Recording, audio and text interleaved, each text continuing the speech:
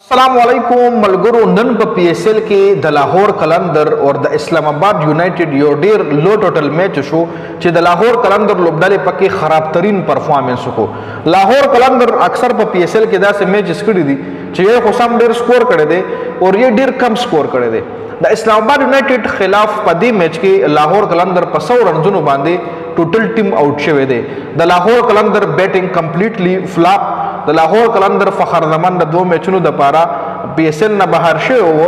دوه میچونه الریډي پوره شو. په نیکسټ میچ کې فخر زمان وی.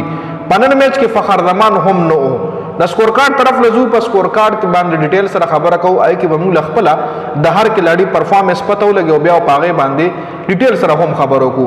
په سکرین د لخکاری ډو منی بیټینګ لاهور قلندر کړو چې په 100 رنونو باندې ټوټل ټیم په نور لسم اور کې آوټ شوی دی.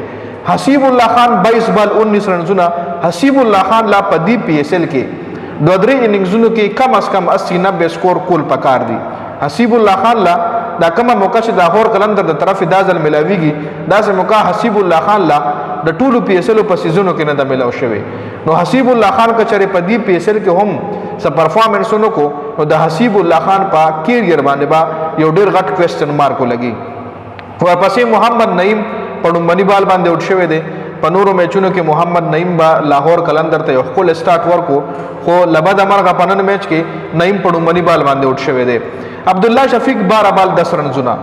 عبد الله شفیق ته هم پکار دی چې کچر خپل کیریئر بچکول غواړي نو په داسې بیټینګ باندې د پاکستان ټیم تم نشریاتله او نه په پی ایس ایل کې د ډیماند سیوا کې دی شي.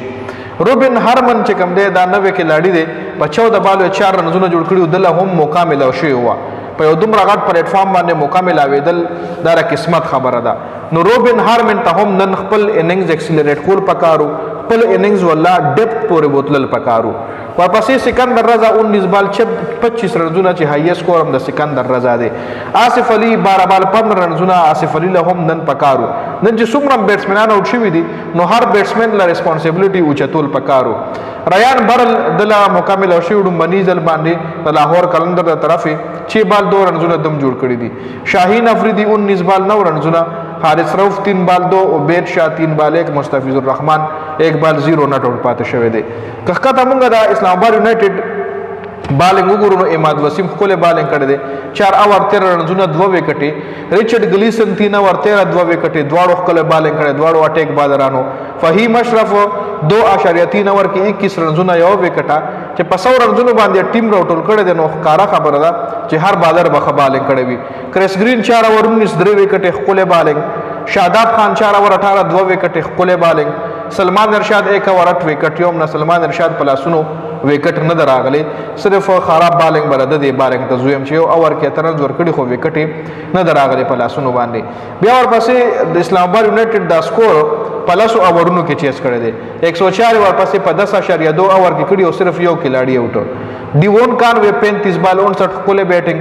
سمیر منحاس په نورو میچونو کې چلیدل او په دې میچ کې نه چلیدو او سمیر منحاس دا وخت په لیډینګ رن سکور ټیبل کې په دویم پوزیشن دی. په 1 صاحبزاده فرحان دی کچره په دې میچ کې سمیر منحاس کول بیټینګ کړو او 40-50 رنونه جوړ کړو نو صاحبزاده فرحان نه به نمبر 1 پوزیشن هم ایشتلو خو سمیر منحاس ناکام شوی دی.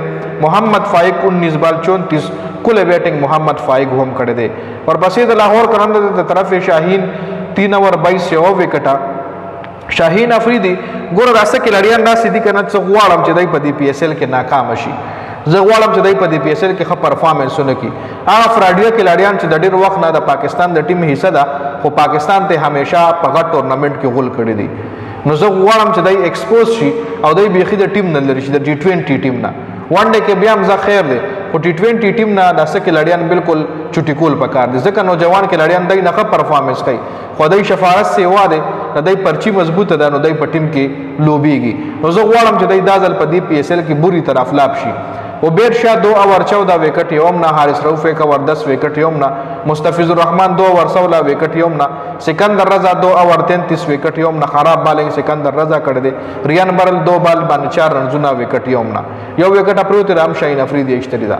نو دا مکمل سکور کارډ چې اسلام آباد یونایټډ لاهور قلندر ته په 9 وکټو باندې یو غټ شکست ورکړی دی.